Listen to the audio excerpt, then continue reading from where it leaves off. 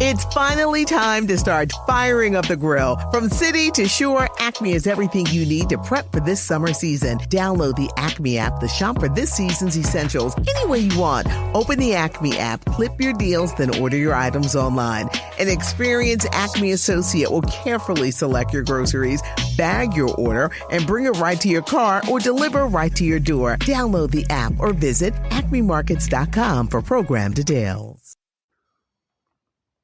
Hi there, I am Adem Kirbas from Turkey, Urdu. This is another episode of my podcast. We are here still in the pandemic. I hope you all are doing fine and that we will eventually get this over with. Today I wanna talk about millennials. I had announced it that I think that we have to talk about it in a couple of episodes. I will try to talk about those important things which I think somehow are important to understand the backdrop of how millennials grow up, so that it may be even clear for everyone that we live in a new area and that from this point of view we have to some sort of change our understanding, of course. I mean, I thought about how to start this episode, what is important. I mean, I want to start with my school years. I went in Austria to school. I went into a business school, and so I think this business school gives you a good glimpse into what really changed in a way. And this is especially those business schools, or in the business schools I went to in Austria. One imminent thing was how to present yourself. I mean, this was in a way. This is, of course, generally in business schools. You have to be aware of one thing, and this is with the asset you have as a businessman is not or partially is your skills, but mainly the assets you have as a businessman is your reputation, is your appeal, is how you are being perceived by other people. This is important. This is what in former years one would have called some sort of handshake quality. These are people who are being trusted. These are people who are being predicted. I mean, there is one would say a very dubious quote of Gordon Gekko in this movie, Wall Street: greed is good. I mean, this is partially true. I mean, of course, everyone wants to earn money. Nevertheless, if your opponent thinks about money as well, then this makes him predictable. Everyone wants to earn money, and someone who wants to earn money is, you would say, a very pragmatic person, someone with whom you can talk to. This is not someone who would then go and destroy in a frenzy the company or whatsoever, like it happened partially in history or so. The second thing is, of course, this my view is some sort of confined to Austria. I will talk about my political affiliations in a later episode. I mean, this is, I do not say these things because I'm mad about some things, or I don't know, or I'm trying to be very objective as I can. And of course, do not forget that I am or that I consider myself in firstly as a philosopher and then as an author. For me, philosophy is very important, and I always try to portray many perspectives. However, now we were talking about job applications and job applications in the business school where I went through.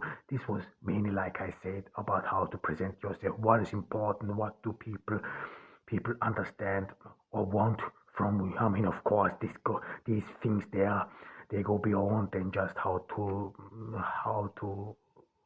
dress yourself. I mean, of course, dress code is important, but dress code alone is not the key issue. You make a course in job applications, but it is rather, and this is very important in the millennial age, in general, some sort of a superficial character traits. I will talk about this in detail.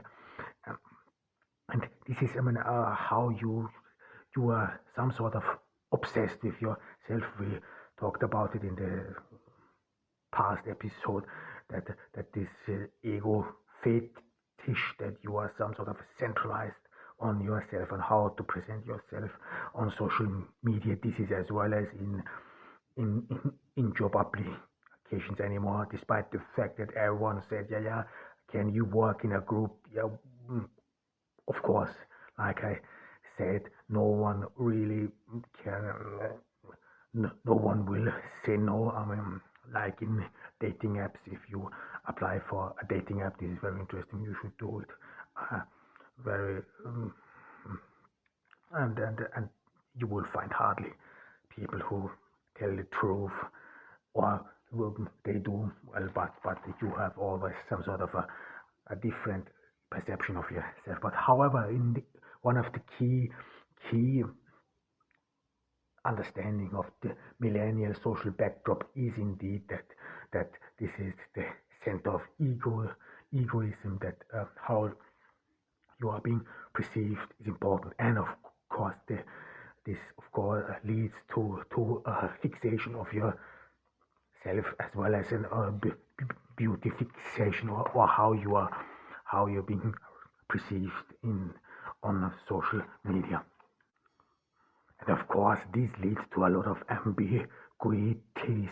There are a lot contradictions along the way. This is especially in social media, and one of these contradictions you can find some sort of in social, in political support, political appropriation, social acceptability. I call it social acceptability. People somehow, in a way, demand from you a certain behavior. I will talk about this shortly, what this connects to. But in social support, of course, one knows one thing, that leftism is always portrayed as being caring for the weak. Leftism has a very positive connotation in social media, a very positive perception. So it is way harder to some sort of present yourself as conservative if you only ask a PI agent. Nevertheless, in the US, I've watched some profiles which can successfully present themselves as conservatives. This would they present themselves in a way that they would have principles, morals, and so on. Of course, it can you cannot do away with resentment against others, but nevertheless, the leftist agenda is always being perceived as caring for others, as well as being good. People think in these terms between in good and evil. This has become, the more the political system is polarized, the center is some sort of eroded and abraded, the more people think in these terms, and everyone who is not on my side or is oppose me is bad. This we will talk about this later. But and however, you can see this in a way how leftist ideas in social media are being propagated, and this is rather, you would say, a contradiction, because on social media, this self-presentation of your, or this self-exhibition of yourself is rather shallow, but yet if you align yourself with a political affiliation, namely the left, this is being considered as emotional depth, that you have emotional depth, that you care for other people, and as well as that it gets easier support in a way. I mean, this is something you always see with celebrities. I mean, when they try to promote a product or whatsoever, or in general try to gain appeal on social media, they always go with a leftist agenda, because leftism is always been considered as good, as more appealing, and as well as emotionally having emotional depth, because social media, this is, especially if you scroll through Instagram, you have to be aware of that one selfie pretty much looks as the other. Those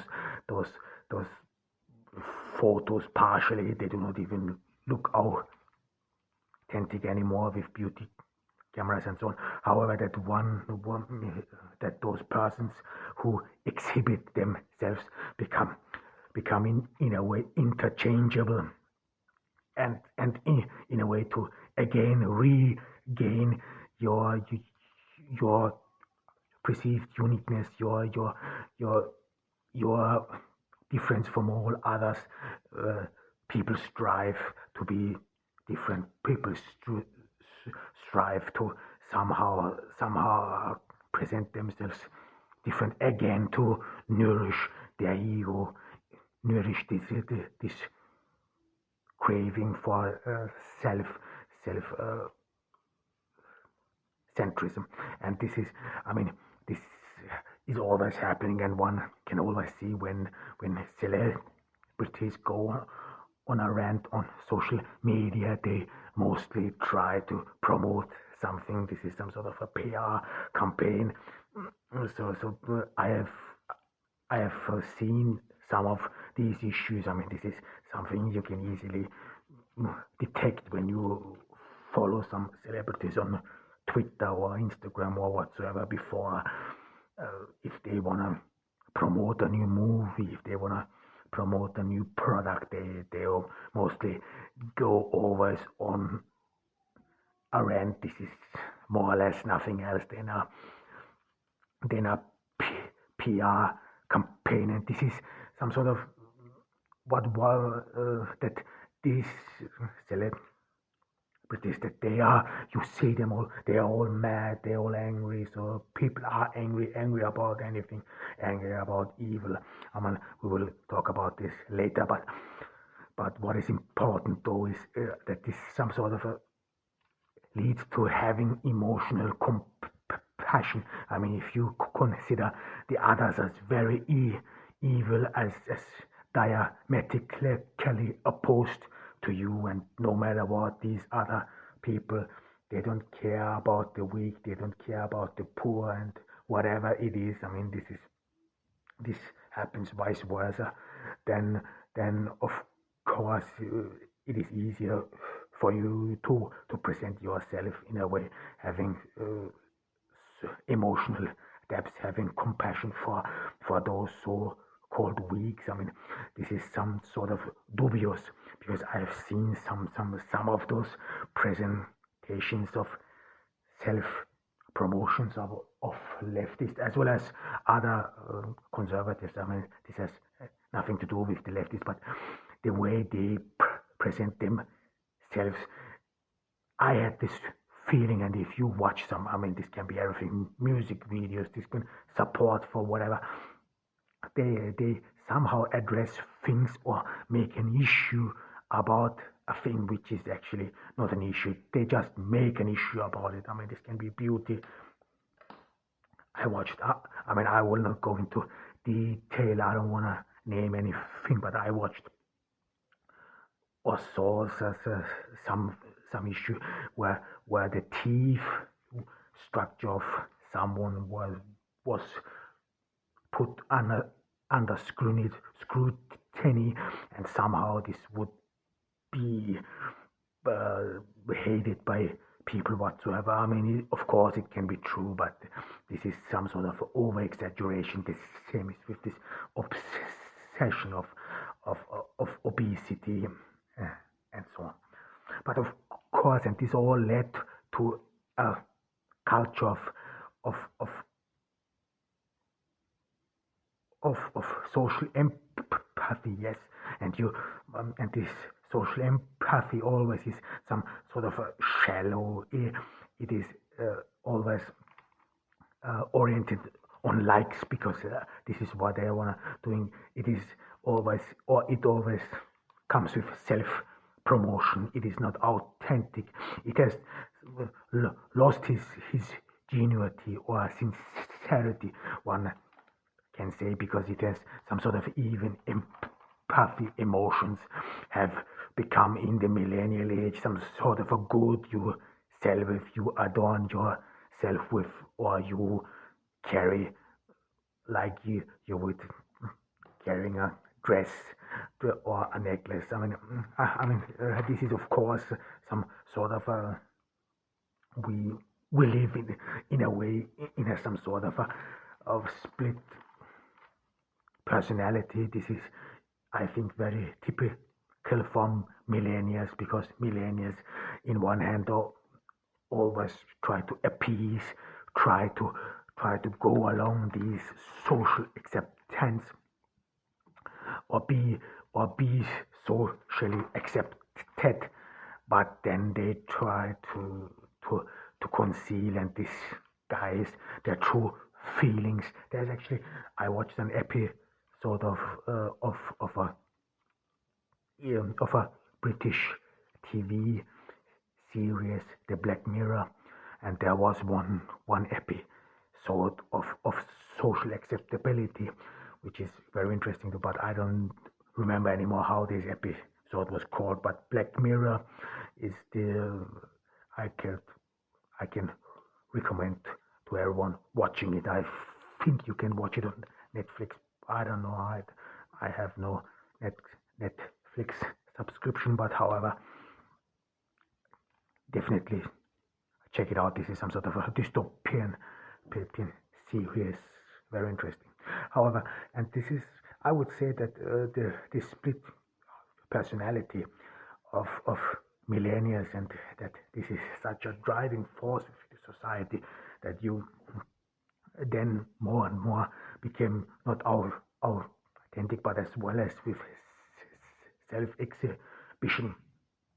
If everyone does it, it becomes some sort of boring. I mean, if every woman shows her boobs or in a way or another, then this becomes more and more boring. It looks the same and so on.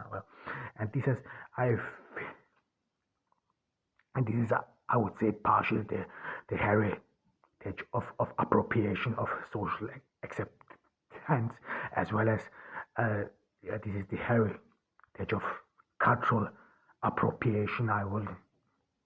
I think it is important to talk about cultural appropriation as well. I think it is dangerous, and I will try to outline why cultural appropriation has a negative effect. It may be meant positively. It may be meant to highlight or help other cultures, but if you take a closer look, it has rather an opposite effect, and I will try to talk about it in a way because you have to be aware of, and I hope it became apparent that in our age, especially in the millennial age, with social media, with self exhibition, cultural appropriation, or in a way any inappropriate use of culture is rather meant to be worn as a fancy dress, as a means to self-exhibit oneself on social media to get likes. So this really does not lead to anything rather a negative effect within the society.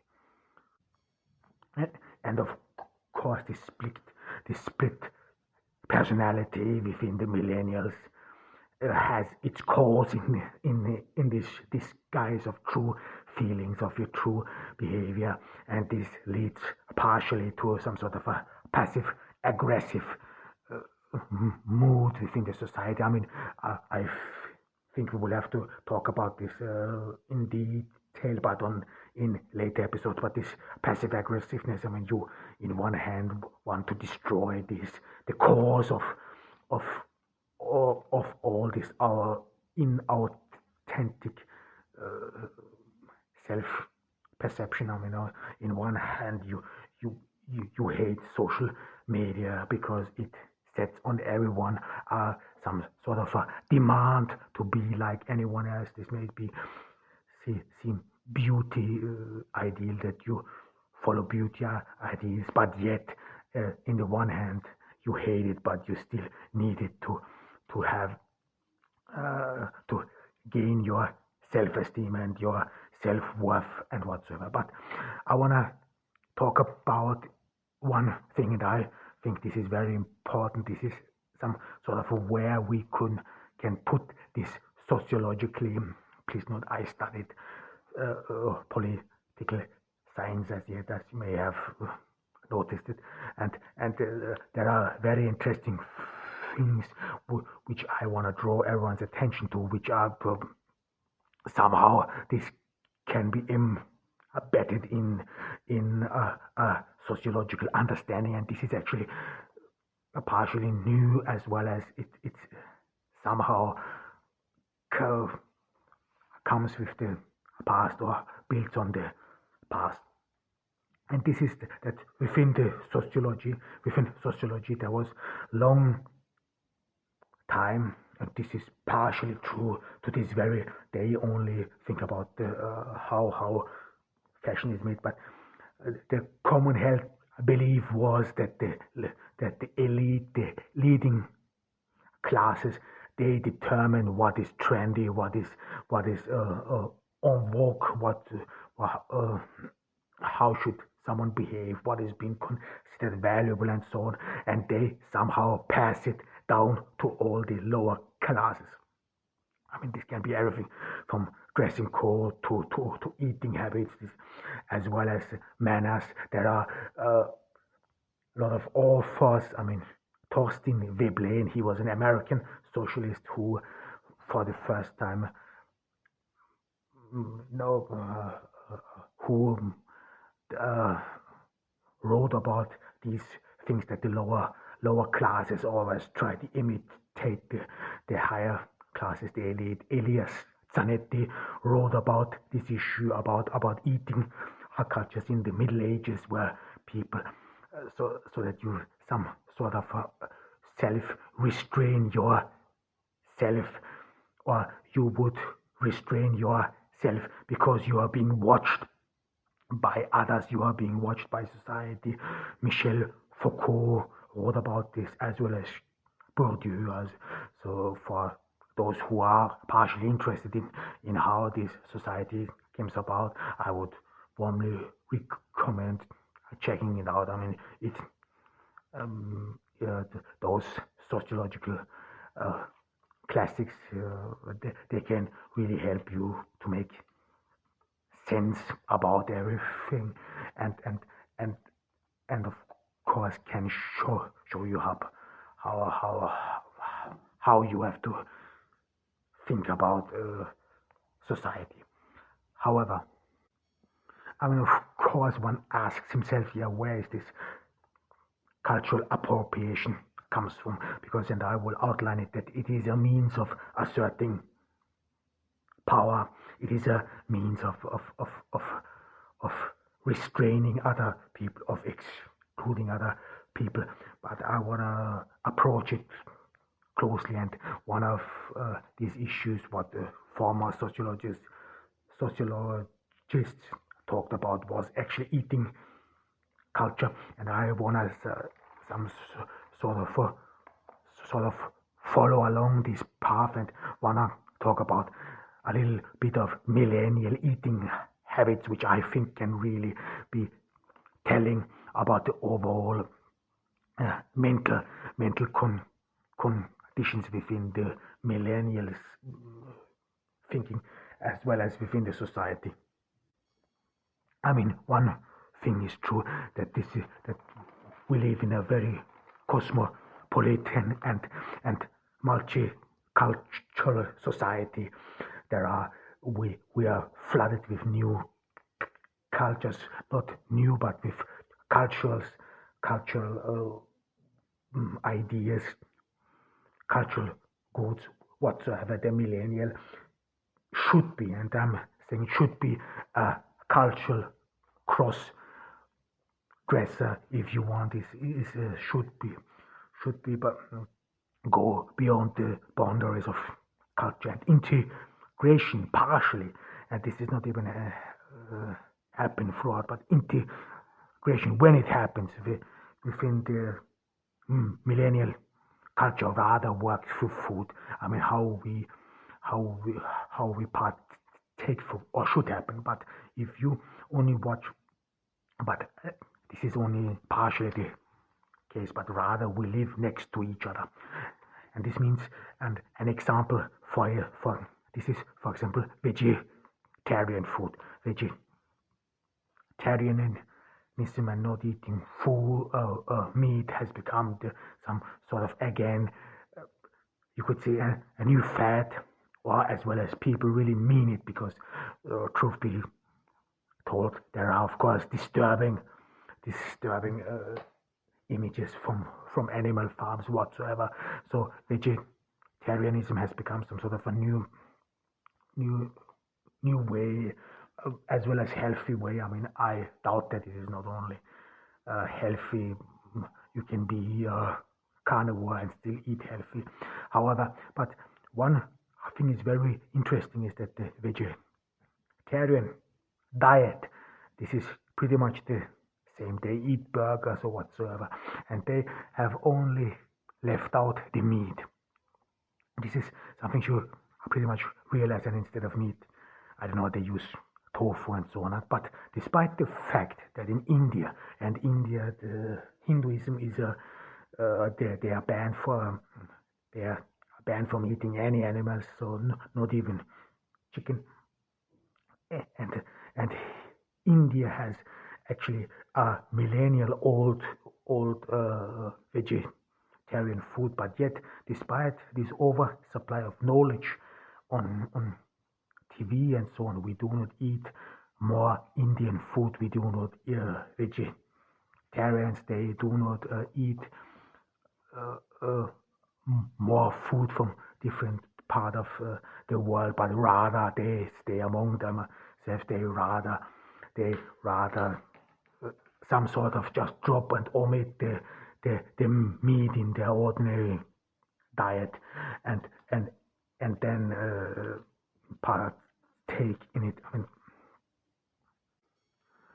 and you could say that this food consumption, that this some sort of non-integration of other cultures in your food diet is somehow telling, because you eat every day, no matter what people say or whatever, you eat every day. And the best way to enjoy food is if you have a daily regimen or fixed eating hours. However, but this is somehow telling that we, or in the we millennials rather live not with each other but next to each other.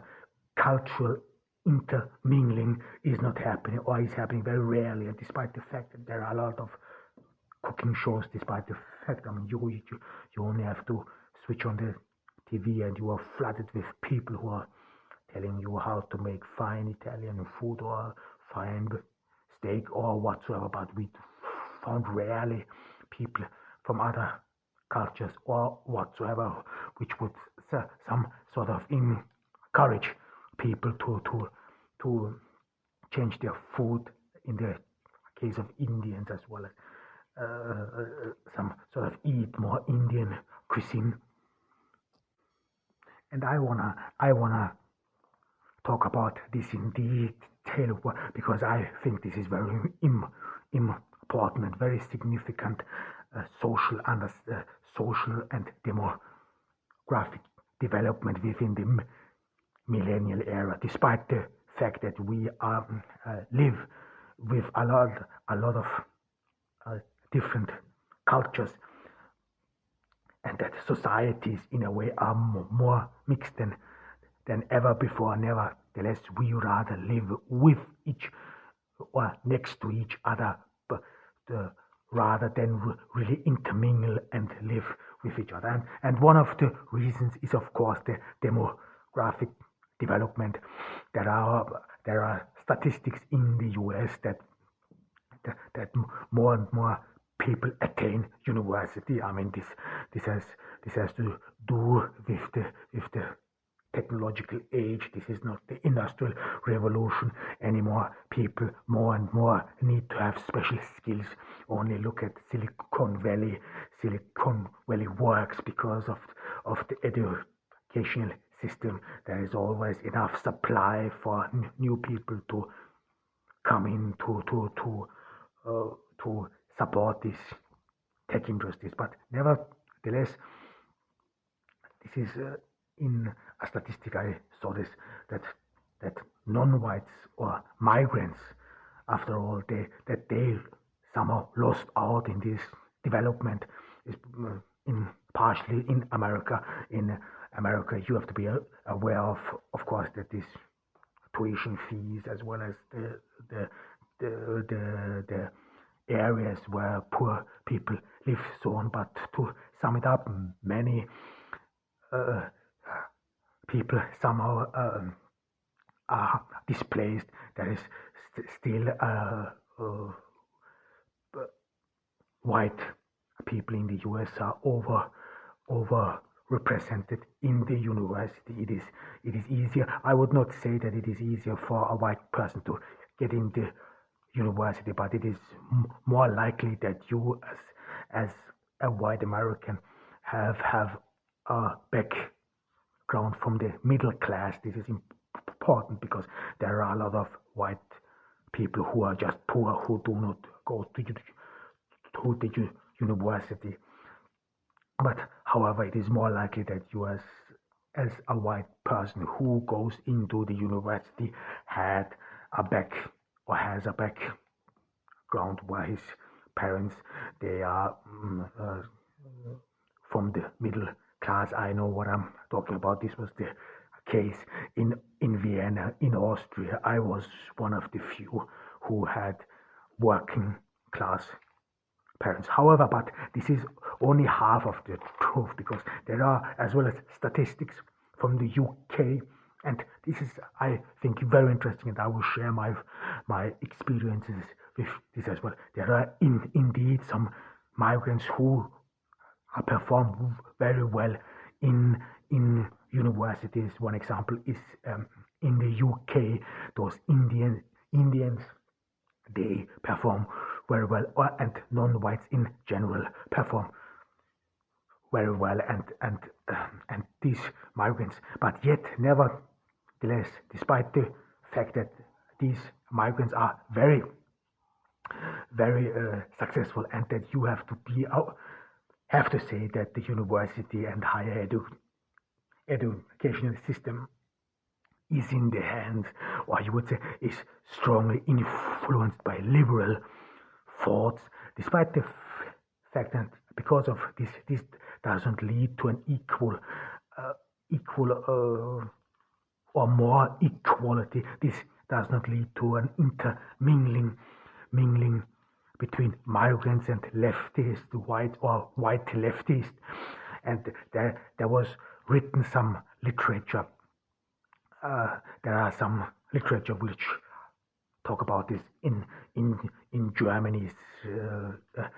Some have witnessed this, and this has to do with the fact that as long as white leftists or in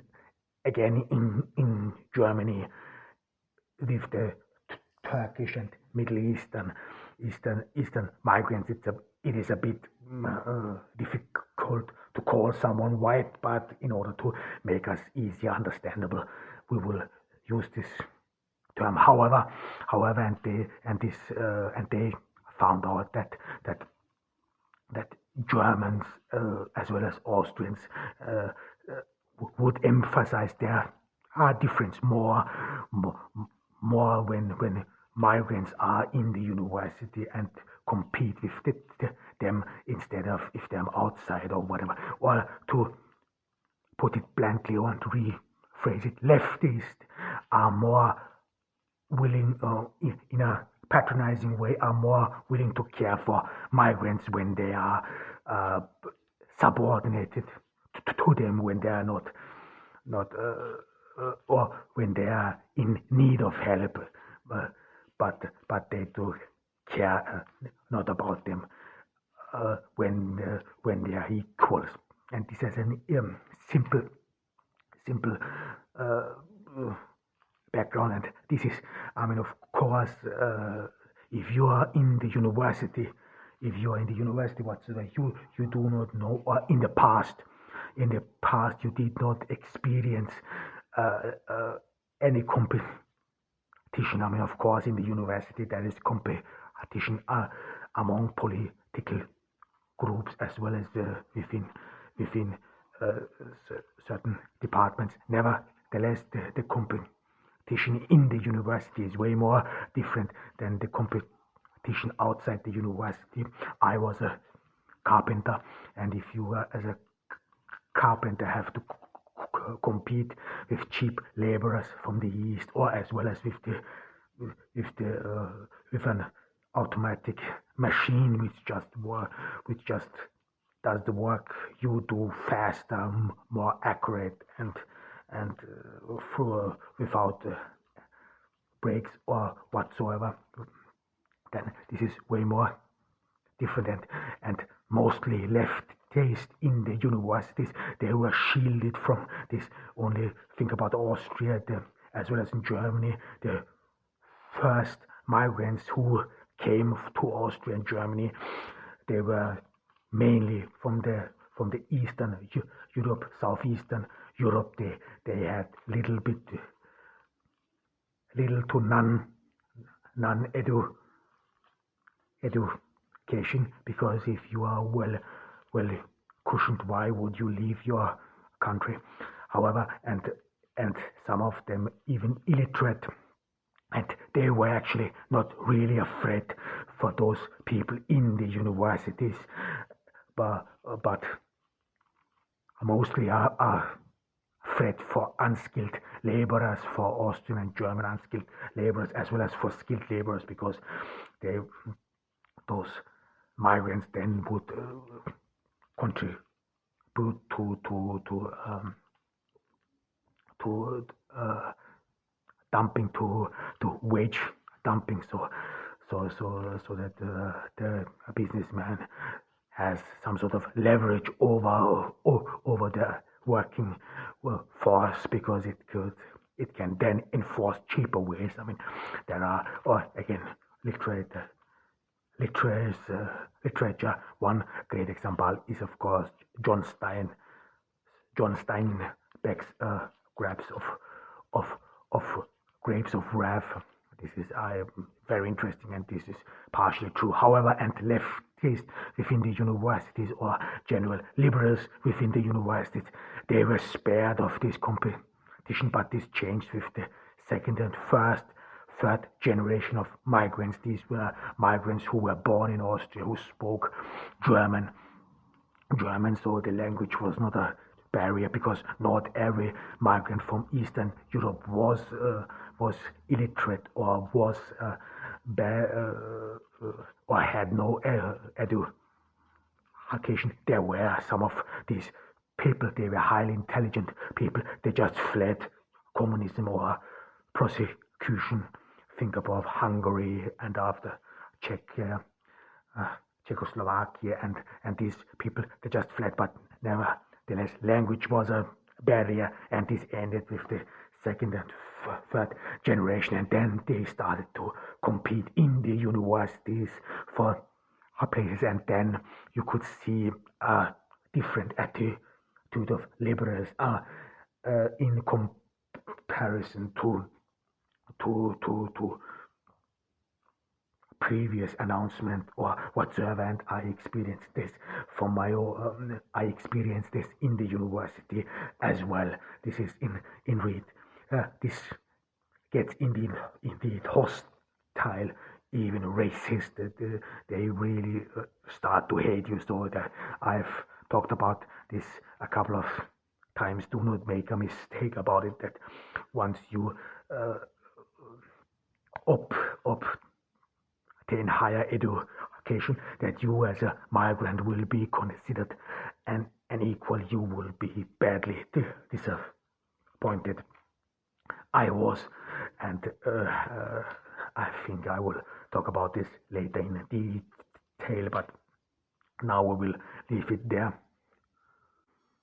So, to sum it up, within the left, the care for migrants is only goes as long as they are dependent and you can patronize themselves. But nevertheless, we talked about this in the past as well, that politics has become some sort of, because the political center is abroad.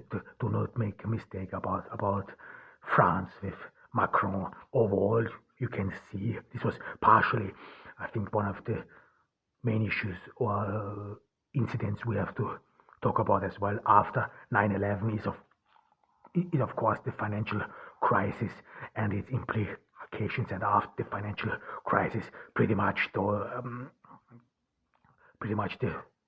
political center who was blamed for this crisis abroad, that some sort of then politics in general became polarized. Polarized means that there are only between the extremes. This means extreme left and extreme right, and this further some sort of further splitted society. And then migrants in this game are nothing else than pawns on a chessboard to gain political influence as well as gain political power. It's finally time to start firing up the grill. From city to shore, Acme is everything you need to prep for this summer season. Download the Acme app to shop for this season's essentials any way you want. Open the Acme app, clip your deals, then order your items online.